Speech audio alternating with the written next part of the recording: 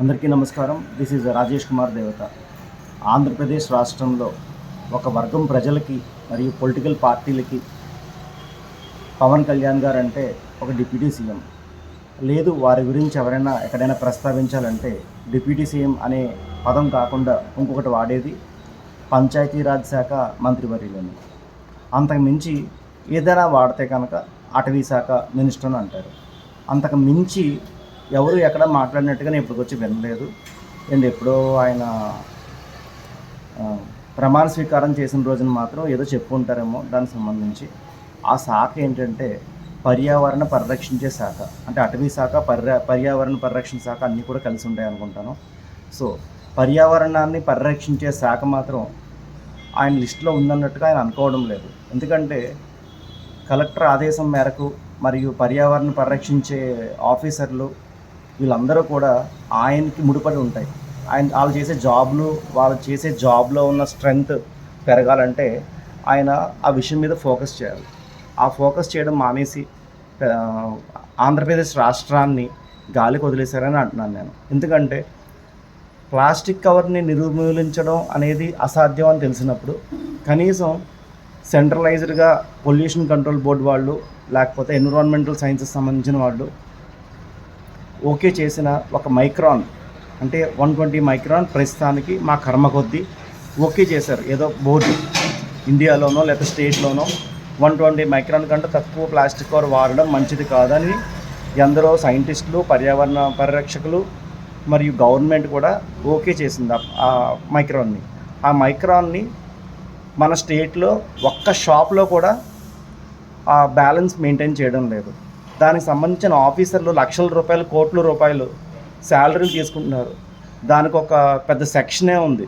దానికి అడ్వర్టైజ్మెంట్లు, కలెక్టర్ గారు రావడాలు చేయడాలు, పనికిమాలిన పనులు బోల్డ్ చేస్తున్నారు. కానీ ఒక్క రూపాయి కూడా యూజ్ లేదు. ఒక్క షాపుల్లో కూడా అమ్మరు, మార్కెట్లో దొరకవు. కొన్ని ఆలంటోడైనా కొనుక్కొని పర్యావరణాన్ని పరీక్షించే ప్రోడక్ట్స్ అయినా కొనుక్కుని సర్దామంటే అవి దొరకవు బయట మార్కెట్లో. ఒక 4 రూపాయలు ఉండవలసిందేమో 10 రూపాయలు ఉంటుంది. అంటే వేరే ఎన్విరాన్మెంటల్ ఫ్రెండ్లీ గూడ్స్ అని కొనుక్కుందామంటే అది కూడా మార్కెట్లో 4 రూపాయలకి వచ్చేస్తుంది. కానీ అవి తయారు చేసేవాళ్ళు తక్కువైపోయి కాస్ట్ ఎక్కువైపోయింది. సో నాలంటి ఎవడైనా చూస్ చేసుకుందాం అనుకున్నా సరే ఎకో ఫ్రెండ్లీ గూడ్స్ అవి చాలా ఎక్కువ రేట్లలో ఉన్నాయి. ఫర్ ఎగ్జాంపుల్ ఒక డిస్పోజబుల్ బాక్స్ని కొనుక్కుందాం అనుకున్నాను అంటే ఫుడ్ ప్యాక్ చేయడానికి అది 4 రూపాయల బాక్స్ని 14 రూపాయలు, 15 రూపాయలు అమ్ముతున్నారు. సో 14-15 రూపాయలు పెట్టిన కొనలేని పరిస్థితిలో ఉన్నాను కాబట్టి నాకు దిక్కు లేక ఆ 4 రూపాయల బాక్స్ని వాడుతున్నాను. అదే కానీ ప్లాస్టిక్ బాక్స్ లాంటిది ఏమైనా తీసేసి సమ్ ఆల్టర్నేటివ్ తీసుకొస్తే అదే 14 రూపాయల బాక్స్ 4 రూపాయలకి వస్తుంది. సో ప్రొడక్ట్ తయారు చేసేవాడు ఎవడో లేక అవి కాస్ట్ పెరిగిపోతున్నాయి. అలాగే హ్యాండిల్ బ్యాగ్స్ అయినా, క్లాత్ బ్యాగ్స్ అయినా ఏదైనా సరే 15 రూపాయలు, 20 రూపాయలు పెట్టుకుని మనం కొంటున్నాం. ఎప్పుడైతే నెంబర్ ఆఫ్ మ్యానుఫ్యాక్చర్స్ పెరిగారో, ఉమెన్ ఎంపవర్మెంట్ పెరిగి ఇంట్లో కూర్చుని బ్యాగ్స్ తయారు చేసి ఇస్తున్నారో ఆటోమేటిక్గా అది 5 రూపీస్కి 6 రూపీస్కి వచ్చేస్తుంది. అంటే ప్లాస్టిక్ మైక్రాన్ మెయింటైన్ చేయకపోవడం వల్ల, తక్కువ క్వాలిటీ ప్లాస్టిక్ వాడడం వల్ల, అది మరీ పావలాకి 10 రూపాయలకి మార్కెట్లో అవైల్ అయిపోవడం వల్ల ఈవెన్ పాల ప్యాకెట్లు 2 కొంటే ఆడికి మిగిలింది 10 రూపాయలు అయినా సరే కవర్ ఇస్తున్నాడు వాడు. ఎలా ఇవ్వగలుగుతున్నాడు? ప్లాస్టిక్ ఎప్పుడైతే రేట్ పెరిగిందో లేదా మైక్రాన్ మెయింటైన్ చేశారో అది కూడా 2 రూపాయలు, 3 రూపాయలు మినిమం అవుతుంది. అప్పుడు ప్రజలు ఆల్టర్నేట్కి వెళ్తారు. అంతేకాని ప్రత్యామ్నాయం లేదు కాబట్టి ఏం చేయలేము, వదిలేస్తున్నామని గవర్నమెంట్ చేతులు దులిపేసుకుంటుంది.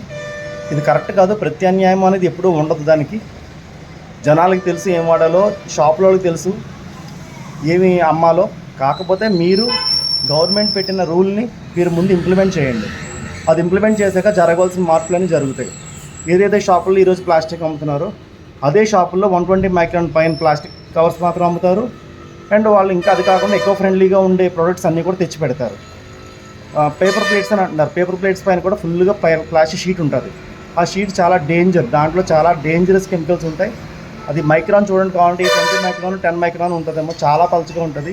అది ఉత్తిన రంగు కూడా చేతికి అంటిపోద్ది. వేడి ఫుడ్ అందులో వేస్తే ఆ ఫుడ్లోకి ఆ ప్లాస్టిక్ అంతా వచ్చేస్తుంది, కలర్ అంతా వచ్చేస్తుంది. అందులో కూడా ఈకో ఫ్రెండ్లీ పేపర్స్ పైన వేసే ఉన్నాయి. ఆ పేపర్ పెట్టిన కంపెనీలు ఇప్పటికీ ఎత్తేసాయి, సర్దేసుకునే దుకాణాలు.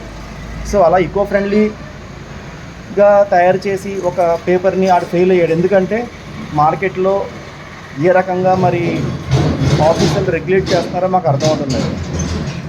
మున్సిపాలిటీస్, శానిటరీ ఇన్స్పెక్టర్స్, పొలిటీషియన్స్ అందరూ ఈ విషయంలో ముందుకు రావాలి. Thank you so much.